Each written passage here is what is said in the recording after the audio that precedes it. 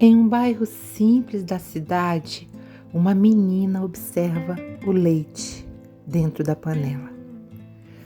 Essa tarefa vai exigir minutos a mais, vai exigir que ela coloque de lado aquilo que estava fazendo antes e comece a olhar a vida do lado de fora.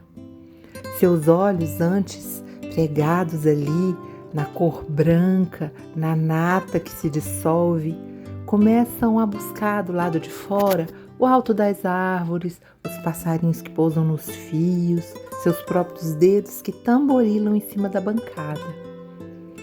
Esse trabalho que parece tão longo e cansativo significam apenas 10 minutos de pausa, de observação e de calma. E esta meditação sobre uma história que parece longe no tempo te pergunta: por que retiramos do nosso cotidiano o exercício da paciência? Todas as coisas que iam nos cobrar aguardar um pouco mais, aguardar que tudo ficasse pronto, aguardar uma festa, aguardar uma pessoa, elas começaram a ser retiradas da nossa rotina pela ansiosa solicitude pelo dia de amanhã. Muito mais que isso, muitas famílias já se acostumaram a sentar e compartilhar um prato enquanto veem as notícias no jornal da TV, ou quando começam a falar sobre o que farão no verão seguinte, o que farão depois que acumularem determinada quantia em dinheiro. E o meu convite do dia de hoje para você é: pare a ansiosa solicitude e devolva à sua família a atitude de construir paciência dentro do coração.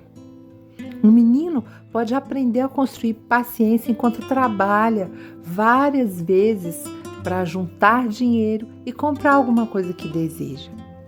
Mas se não suportamos a ansiedade infantil, a alegria da criança e começamos a dar a ela tudo antecipadamente, vamos estar construindo pessoas que não sabem esperar. A palavra de Deus nos diz que há tempo para tudo. Em Eclesiastes 3, escutamos o seguinte: tudo tem seu tempo determinado e há tempo para todo o propósito debaixo do céu. Um tempo de nascer, um tempo de morrer.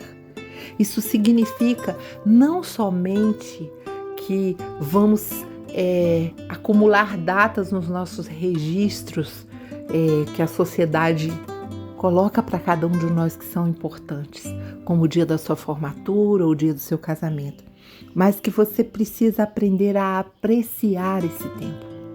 O tempo em que as coisas nascem, sem ficar reclamando que elas precisam morrer em algum momento. O tempo em que elas vão brotar, o tempo tranquilo de colocar as sementes. Quantas vezes eu ouvi das pessoas: eu não aguento ter uma horta porque demora muito, desde o momento em que eu coloco a semente na terra até aquele instante em que ela brota e que eu vou ter que colher, então eu prefiro comprar tudo pronto. Aprenda que esse instante em que a linha sai da agulha na máquina e você tem que colocar novamente, exercita a sua mente, exercita os seus sentidos, exercita a sua alma.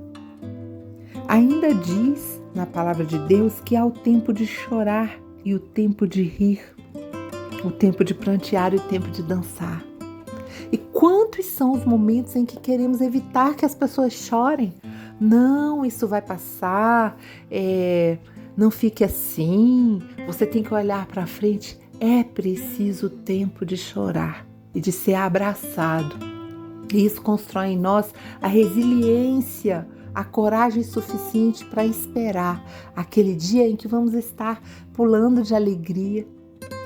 E precisamos também compreender que esse pulo de alegria constrói um acúmulo de felicidade, de diversão e a graça de Deus sobre as nossas vidas, para que possamos estar fortes e entendendo que a vida não é feita só dessa alegria efusiva que não termina nunca. Lamentamos muitas vezes que a nossa geração tem aí um conjunto de doenças mentais e espirituais que trazem sobrepeso nos mais jovens que nós, como, por exemplo, depressão, síndromes, ansiedade. Não vamos esquecer, não esqueçamos, na verdade, que algumas dessas doenças não são somente patologias mentais e espirituais, mas comportamentos impostos sobre as pessoas, como a obrigatoriedade de estar sempre, o tempo inteiro, falando, compartilhando, a não existência do silêncio, e não tem a ver com o fato de você morar perto de uma rodovia, mas com você saber fechar a sua janela, calar um pouco, escutar e dar tempo a cada coisa, dar tempo às pessoas. É óbvio que isso não significa que as pessoas têm que estar encerradas o tempo todo em si mesmas, ou que um adolescente tenha que ter o direito de ser desrespeitoso. Não é nada disso. Mas existem aqueles dias de apenas botar a mão no ombro. Existem aqueles dias de observar o leite subir na panela, ou mesmo de mexer um doce quando você conduz o seu filho, as pessoas da sua família, a fazer de uma maneira mais calma. Você as está conduzindo a Deus. Que o Senhor te ensine a usar o tempo de cada coisa. Sobretudo, há um estigma dentro da sociedade que empurra as pessoas a quererem controle daquilo que não lhes compete. Então elas começam a atropelar os processos e a mover as cartas por si mesmas, de maneira que ignoram que há um Deus. Óbvio que nós temos a nossa parcela de ação, que é aí uma provisão do Criador, uma permissão dele para que a gente esteja no processo de construção da nossa história, de esculpir o belo na nossa vida, mesmo nos dias difíceis. Porém, é mais que isso, é quando se entende que eu fico nervoso, eu fico angustiado, eu não sei esperar, eu fico agoniado, que se percebe uma doença na nossa alma. Algumas doenças de alma, elas podem sim ser tratadas apenas à luz da palavra de Deus e da oração. Comece a clamar ao Senhor. Senhor, me ensina a esperar. Me ensina a esperar por pessoas, por situações na minha vida, por histórias que vão acontecer. Me ensina a deixar fechada a gaveta que o Espírito Santo colocou reservada ali para um momento que não é esse.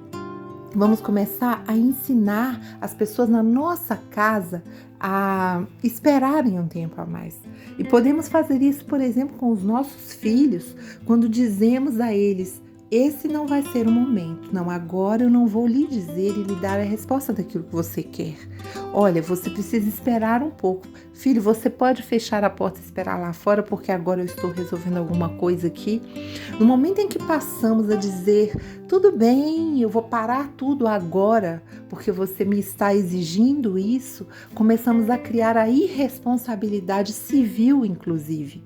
Aprenda a orientar seus filhos ao momento em que eles não vão ter tudo nas mãos, e muito menos tudo da maneira como eles querem ou como nós queremos. Precisamos depender de Deus, entender que Deus está nos dizendo que exercitemos a paciência. Não elimine do cotidiano as tarefas, os trabalhos, as situações que vão construir paciência dentro das almas que estão sob os seus cuidados. Comece a incentivá-los por meio desse trabalho, sabe? Dizendo: olha, vamos caminhar um pouco mais, vamos agora olhar o sol se pôr. Simplesmente olhar, como muitas vezes os orientais nos ensinam, apreciar as coisas lentas para construir um espírito forte, equilibrado e cheio da poesia de Deus. Um grande abraço e que essa semana traga para você novidade de vida.